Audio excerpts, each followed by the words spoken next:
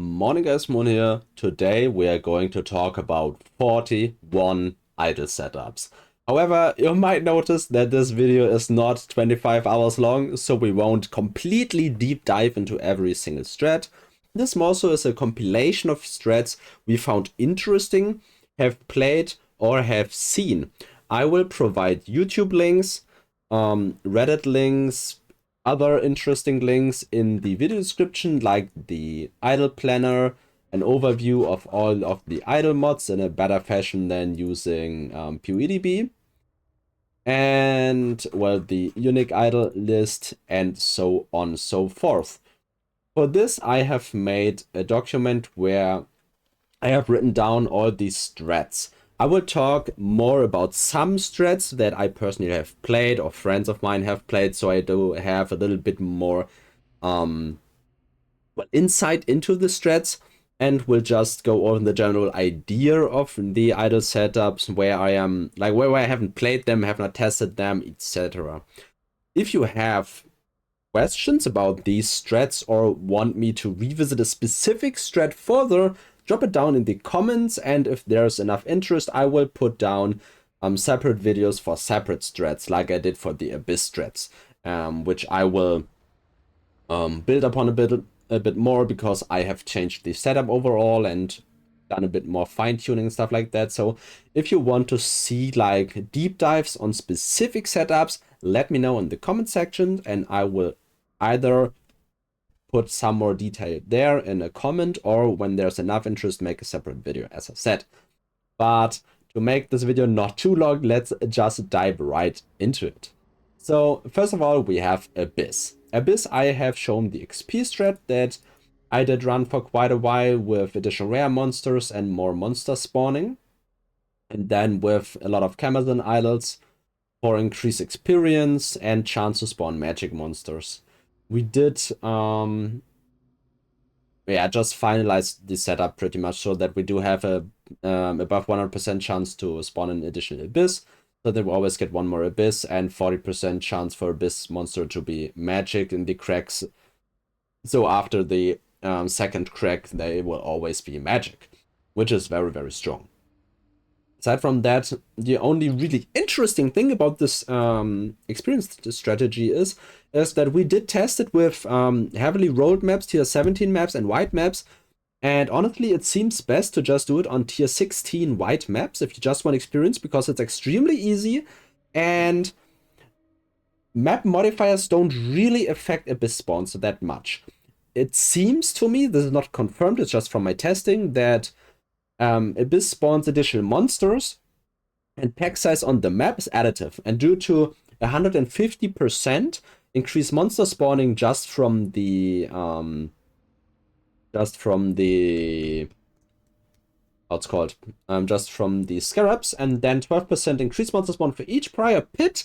In the Abyss, we have so much increased monster spawn, and the spawn 5 additional rare monster isn't affected by pack size anyways, that there is not much of a reason to run rare maps if you just want to level, because white maps just are a bit quicker, and you can pretty much face road them, because, well, there's no dangerous mods on them. So if you just want XP, Abyss XP setup on white tier 16 maps is crazy good. You need 25 maps for level 98 to 99. 25 white tier 16 maps. Like, just think about it. It's crazy. I have not done 99 yet, but I probably do 100 on like tomorrow when I have time. I just didn't have time to just level lately, because yeah, some might say I have looked into stats. Then Corrupted Jewels is a very interesting strat. You pretty much want to set up 100% chance to always drop Corrupted Jewels, and then stack chance for hordes to drop jewels as high as possible. Then you're using the Abyss Scarab that drops where is it? That makes it so that the abyssal depth, or that abysses that do not lead to abyssal depth lead to a Stygian Spire, and abysses in area spawn hordes as they travel. Then you need a 4-pit abyss, which you always need for all of the Abyss strats. You need a 4-pit idol, because it's just waste not to use it. And then you just get a lot of hordes, and you should use some kind of spell with the spell mastery to open chests because you're going to spawn tons of hordes, which with the increased chance for the jewel drop, you get about 40 to 60, 5 to 6 mod corrupted jewels per map, every single map. And then just throw them into one divine stash or whatever, and you will make bank. Like, this is really good. Then we have Abyssal depth farming. We did that earlier in the league to farm Abyssal items for my other character because we were Abyss jewel stacking. And this pretty much is just stacking She's chance to gain an Abyss and then stack Abysses on the map. You pretty much get a boss every map. Is okay-ish, but at this point in the economy, not really worth it because the items just are not worth enough to make it good. Then tier 70 belts pretty much just says you do any of the other strats. However, you add the odds so that you get Stitch Inspires, and then you are getting 6 Abyss belts out of every single map, which at the current market, just the belts make you break even with the tier 17 cost. So you can do any farm with the Abysses and then just get the return from the belts. Though as soon as like 4 people do this, the strategy will plummet because the belts will just lose a lot of value. So technically a good thing, but probably more so for newer leagues. Can you just not pin me for a second, please? Then we have minor idle rarity stacking. This is quite an interesting one because you do have the Abyss. You have 350% increased rarity of items dropped by Abyssal Troves and Stitch Inspires, and you can spawn 6 spires per map. And the rarity on small idols, you could like put 30 of these or like 20 of these onto your map and gain 7,000% rarity. However, this probably just is a worse Legion farming strat because currently you farm Legion with rarity stacking. So I don't think this is good, but I did want to mention it because I found it interesting. Then we have Incursion. This is just Luqas and Luqas of Corruption and Doyanis Institute farming. This is very, very uninspiring. You just pretty much copy the chances you would get from the Atlas tree prior. And it's even a little worse than Atlas tree because you don't get the free chance on a temple. I do think, oh, was it a Scarab? Actually, I have to check if it was a Scarab. Vision.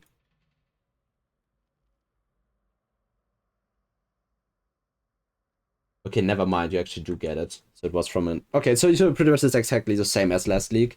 So you just need to get both of the mods additional upgrade here. You put this to 100%, so it's actually better than last season, and then the other one to shift the upgrades from when you switch the room. This is pretty much all you need, and then you can put anything you want in there. You could add like a Flash Merchant. You do generally want to have 4 incursions, but overall it's not very special and very, very close to the Atlas strategy. Just a teeny tiny bit better. Then we have Exiles. I do not go too much into this. This is just tier 17 Exiles farming or tier 16 Exile Gold farming. But this is an extremely popular strat, extremely expensive. And if you are into that, you know what to do. Or you're looking at Empyrean or something and see what to do there. Because this is just an extremely endgame strat that barely 1% of player can even attempt with their builds. So I just drop this pretty much because it's very irrelevant for when you don't already know the strat. Then beasts pretty much are exactly what you would do with the Atlas tree. You just farm for beasts, though at the current market values, what probably is better is to just stack as many rare packs as possible and then just look for Black Morrigans. You just go in the map, run through, look for Black Morrigans, kill Black Morrigan, get out again. Not too interesting, but that's the idea. Then beyond, we did look at the beyond things and we're not that... well, amazed. I don't think these are good. Though you can, of course, use Beyond as a secondary strat on pretty much anything. Like just put it on when, or just have it on something. But there technically is an interesting idea with Beyond. because you could go oh, not Scarabs, beyond. You technically could go for basic currency and divination card farming, one of these, and then increase the chance for those to spawn. And then where was it? And then you just increase the Beyond portals and disable the boss with the unique, so that you just get tons of Beyond monsters that have increased or more basic currency or more divination cards found. Though I'm not sure this is good, it's just an idea that we came up with when looking at the notes. Then for Blight, we do have Blight Ravaged Farm. This pretty much is you want to stack as much of the... Where is it? There is it. Openable again. You get 40% to open them twice. Then you want chests are lucky probably, so that those that do not grant maps these. And that pretty much is it. If you have a very, very strong Ignite build, you could make it so that they spawn faster, which is a very interesting thing. Where is it? Because you could probably increase the speed by a lot. I do believe they are on... I'm just blind right now, what the fuck.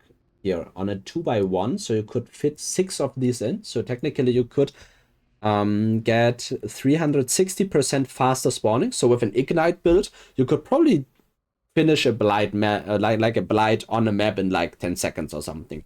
It's extremely quickly, but you do need either Explode or Ignite. Like one of these two mechanics very, very work very well with Blighted farming. So either of those work very well. And then just open the chests and use the Scarab for the Ravaged maps, which is the Blight Scarab of Blooming. You do want to do this in indoor maps so that you get like at best one lane that splits into like 8 chests or something, so you get about 10 Blight Ravaged maps per map, or maybe more even. You could add Ether altars to this to get a chance for map duplication, though I would probably just not go for that and just play with Blight rushing. Then we have Breach. For Breach, you could technically go for flawless stone farming by pumping up the numbers of breaches in your maps. Use the Scarab that spawns bosses in every single breach, and then use flawless stone farming, so there's a flawless stone chance, so that you get a chance to drop a stone and then a chance that the stone is flawless. Though the flawless stone prices are not very good, so I don't think it's worth it. There's a second strat actually I have not written down here. I just heard about it yesterday, which is Breach XP farming, which uses the Shrine Scarab that does add an evolving shrine to the map. Though you do need Shrine, combination of Breach and everything for that, so I'm not exactly sure how it works, but you basically want to increase the chance for this so that monsters you're killing are getting a tier upgrade. So white monster you kill become magic, and magic monster you kill become rare. It's a very interesting strat, though I have not tested it. Then we have Delirium. Delirium is very interesting and has the Paranoia farm, which I will put the video into the description. It's a quite decent farm. Then you have the 17 cluster jewel farm. You stack Delirium and cluster jewel chance to just generate tons of item level 84 cluster jewels, which are worth quite a lot. And the third strat, which is not tested yet, but I currently am testing it, though it does need 32 recombined idols, so you probably, even when it's worth doing, you probably don't want to set this up. So I'm just setting this up for fun. What you basically need is Delirium pack size and Delirium increased reward progress. Maybe add something else onto this, but yeah, I am a long way to finish this setup, so it's something we're trying out, but generally I would not advise to do this. And this is not only because I don't want you to pick up the items I need to buy. Then we have Delve, which where you can sulfide farm to just delve, And you can Azerite farm, which is a very interesting strat. Basically, you maximize your sulfite gain from every map. And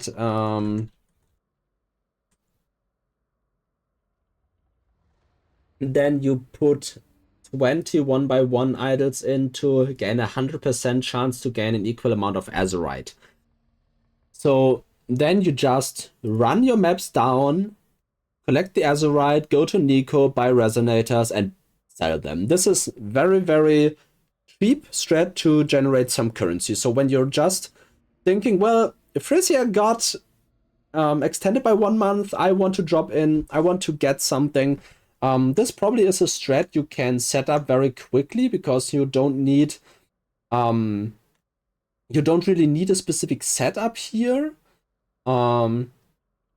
Because a lot of these slots are blocked, so you cannot really go with setups like these early because you need to kill like the Fiat and the Elder and the Shape and everything. But for the Azerite farm, you just need small idols and that's it.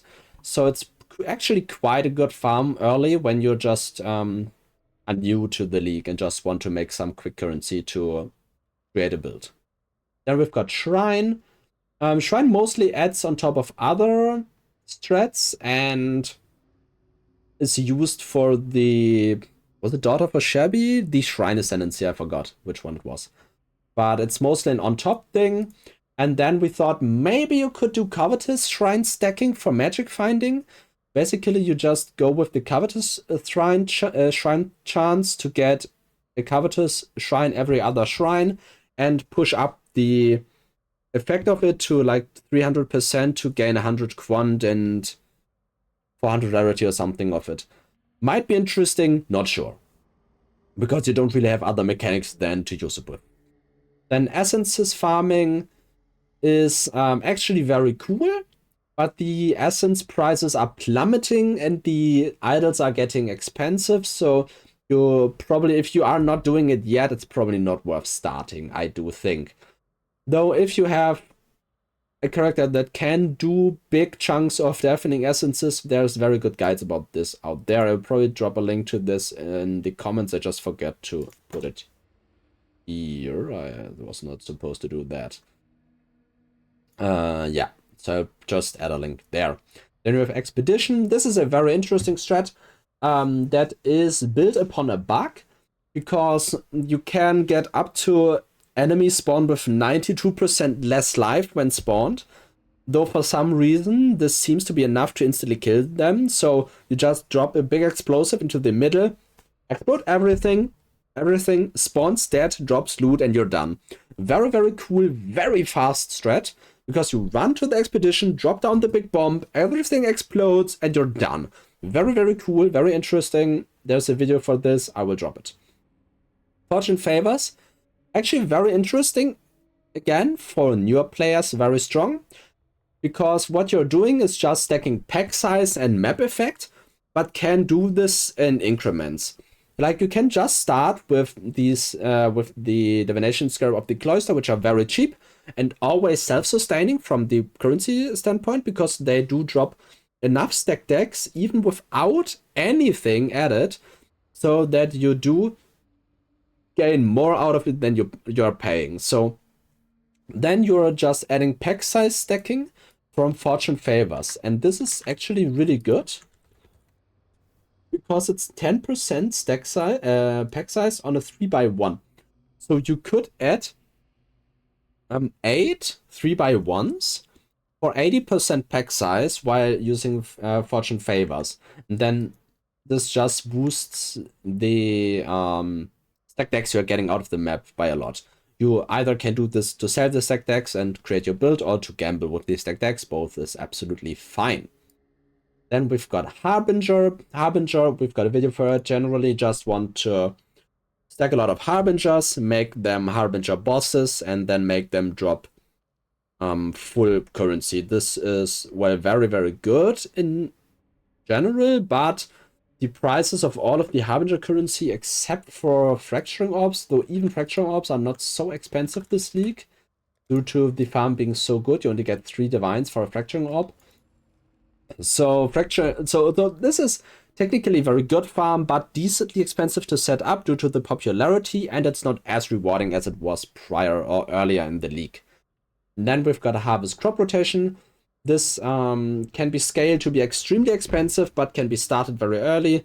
The video I will be linking for this is the pretty much endgame setup, but you get the idea of how to start with it out of the video. So there's that. Then let's take a look at Heist. What you want to do is reveal Blueprint Farm. You stack chance for 6 Maklas caches, and then you put in chance to drop reveal blueprints, and that's pretty much it. For Syndicate, you have the Katarina Rush strats, which just want to generate a lot of intelligence. The 5-5-2 strats, which is a very interesting Syndicate strat. If you have run Syndicate before, basically you have 2 safe houses you don't touch and 2 safe houses you're farming, and just rotate these through. Very cool strat as well. And then you have the Syndicate Gravicious farm, which currently is one of the most popular ones, and there's a video linked, so you can take a look there if you're interested in that. The Katarina Rush and 5-5-2 strats are strats that generally are things that have been available for a long time and just get slightly improved by the idols, but not by a lot. Then we have Labyrinth. This one is, again, a very cool beginner strat. You can just use 4 trial spawns and 4 improved offerings. These cost basically nothing to set up. You need no idol with 2 mods, just 1 mod on each idol. These cost nothing, pretty much. And you get a 50% or 48% chance to spawn a trial. So you just take any small map, run through. Do you have a trial? No. Okay, next map. And then you have 100% chance to get an improved offering. These are at least 30C, up to 1.5 divine currently, I do think. So very, very quick early strat to just farm. Very, very cool. Then we have Legion. Legion Rarity Sergeant setup is what I was talking earlier when we talked about Delirium. Very, very strong strat as well, though extremely expensive later on because it does use triple stat idols with double explicit modifier values. So you probably are looking at 40 to 60 divines per idol. So this is extremely endgame, but can be scaled from a bit earlier, though. Yeah, this is a tier 17 strat, extremely expensive, extremely rewarding, very similar to the Exile farming. Then we have Ultimatum. Ultimatum currently has 2, I think, more popular strats. One is duplicate high tier rewards. Basically what you're doing is you put 4 duplicate plus higher rounds idols in, so you are starting more or less at round 5. You do start at round 1, but you're getting the rewards of round 5 plus. And then you just duplicate currency or unique. Is it actually a full duplicate? I actually do think it's full duplicate, but you can then. All right, and then you stack minor idols of what kind of reward do you want mostly, like currency and uniques or currency and div cards or something like that. And then there's the boss rush strat, which stacks full catalyst stacks. So when you're killing the boss, he drops 4 full stacks of catalysts. Very, very cool farm. For this, you basically just want to decrease the time you need for the ultimatum. Then there's the Ritual Go Brr strat.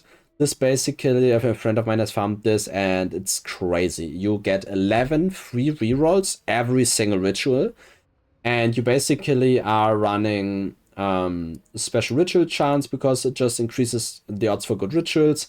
We want 9 times unique monster ritual plus reduced reroll cost. Then we want special rewards and increase monsters at once. So yeah, that you have just faster rituals. And then you have 1 time that you have always 4 rituals and 4 extra rerolls. Then you want 2 reroll Scarabs and 2 favor Scarabs, and use Glacier map to have the spawns in the ritual. This is a pretty advanced setup. And you could go for a cheaper setup that is very interesting as well, which just puts the defer cost to 0. So you don't reroll as much, but deferring items does cost nothing. So you can reroll even when you have little favor for buying, because you can always defer. Then we have a Scarab setup. These pretty much always just supplement other strategies. Technically, you can run destructive play with 100% chance to drop a Scarab per boss. Then you full clear the map or do a small map take the boss down and get 3, 4, 5 Scarabs per boss, or per boss encounter, per boss 1, and then get 1 time the less common variety. You also can do tier 17 Scarab farm with this, but it's slightly more advanced and mostly combined with Strongbox farming or something like that. Strongbox is very interesting as well, has a very cool strat where you just stack a bunch of higher chance to gain either currency or divination card strongboxes, and then just double the rewards and open them again and stuff like that. So a lot of currency per map, very, very cool strat. The link will be in the description. Then you have Synthesis Pack Size Gold Farm. I have not tested it and heard from different results. Some say it's very good, some say it's bugged and doesn't work at all. So not sure about this, but it's pretty much the only thing you can do with this. Just run synthesized maps with synthesized pack size for gold farming. This is a very low entry gold farm strat that seems to be working either really well or not at all. Then we have Torment. Again, mostly supplementary, but you could run the 100% chance for boss be surrounded by Torment spirits, and then just, again, it's more or less a gold farm strat or a unique item farm strat, which is very similar to the Glacier strat you were farming last league and can do farm this league as well. So you need a lot of DPS to take down the Torment spirits when they are buffed by like unique mods and stuff like that. Then you have Eater. You basically just want explicit mod effect and Eater, pack size, altar spawn. I do have this set up here. It is just increased effect of explicits and chance to find Eater altars. And then again, increased effect of explicits and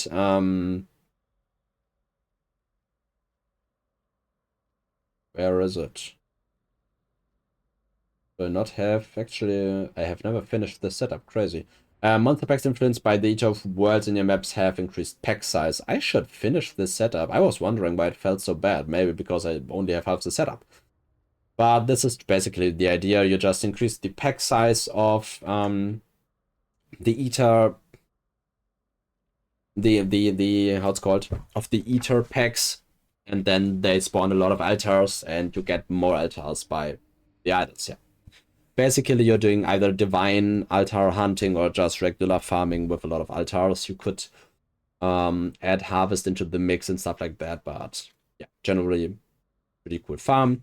Exarch is just the exact same as Eater, but in worse. The idols are worse, the mods are worse, the rewards are worse. I would just go with Eater. For most characters, the mods of Exarch are worse also, so generally Eater I do think is a lot better. And last but not least, we have Maven Destructive Play. Very cool strat. We have farmed this early league a lot. With Conquerors here, you see we have just accumulated a lot of chance for bosses to drop Conqueror map. You could go even higher here. We have, I do think, 900% or something. So we get a Conqueror map out of most of our maps when we run this. And then with Destructive Play, when you do clear the map and kill like 4 map bosses, sometimes you get 4 Conqueror maps out of a single map, which is very, very cool. And yeah, overall, we did add defeating map boss witnessed by the Maven has a 50% chance to also witness an additional random map for the 10 invitations, because these were dropping a lot of idols at the time, though with higher farming strats right now we are getting so many idols that this is not really relevant anymore.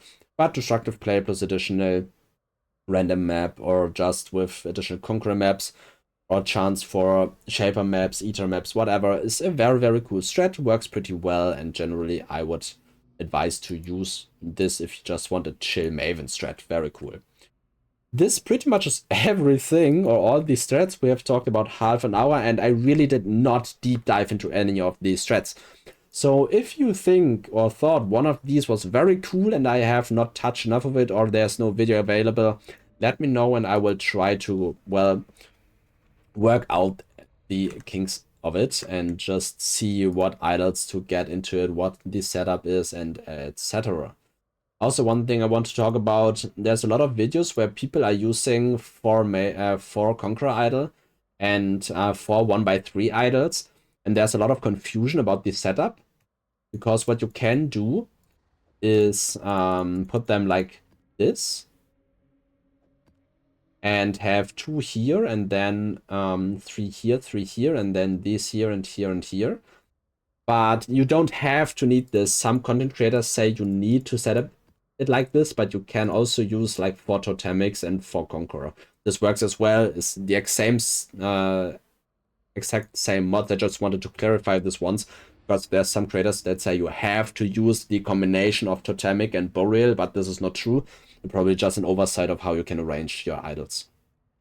So yeah, everything I want to talk about. So if you like the video, feel free to follow, subscribe, like, whatever you want to do, and see you in the next one if you manage to watch until here.